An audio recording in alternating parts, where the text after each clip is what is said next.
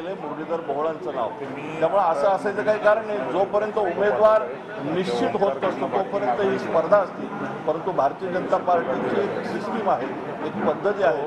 उमेदवार घोषित झाल्यानंतर भारतीय जनता पार्टीचा प्रत्येक कार्यकर्ता, नेता, पदाधिकारी हा त्या उमेदवाराच्या पाठीशी उभा राहतो आणि कमळ निवडून आणण्यासाठी मोठ्या ताकदीने उतरतो। महाविकास आघाडीकडून देखील जोरदार तयारी केली आहे। अनेक नावं समोर आली आहेत। कसब्याचे विद्यमान आमदार त्यांना संधी देण्याची शक्यता आहे महाविकास आघाडी। आव्हान असेल असं मला असं वाटतं की समोर कोण आहे हा विषयच असायचं कारण नाही। भारतीय जनता पार्टी आणि महायुतीचा उमेदवार आज घोषित झालाय आणि हा उमेदवार मोठ्या मताधिक्याने निवडून येणार ही काळ्या दगडावरची पांढरी रेष। आव्हानं काय काय असतील प्रचारात आणि एकूणच निवडणुकीच्या दरम्यान?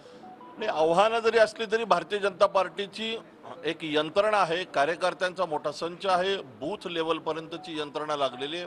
आमच्याकडं 50 प्रमुखापर्यंत यंत्रणा लागलेली आहे आणि आम्ही गृहपाठ केला असल्यामुळे परीक्षेला सामोरं जाणं आम्हाला अवघड वाटत नाहीये। जिंकून याल निश्चित वाटते? 100% देशामध्ये मोदीजींच्या नेतृत्वावरती निवडणूक लढतोय।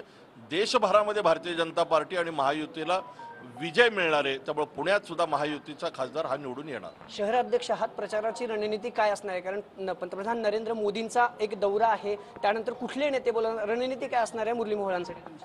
आमचा व्यक्तिगत भेटीगाठी, घरोघर जाऊन संपर्क करणं आणि मोदीजी आणि कमळ घराघरामध्ये पोहोचवणं ही भारतीय जनता पार्टीची प्रचाराची पद्धती असणार आहे। जाहीर सभा होतील, रॅलीज होतील, मेळावे होतील, परंतु प्रत्येक मतदारापर्यंत पोहोचणं ही आमची कार्यपद्धती आणि ती आम्ही अवलंबणार आहोत।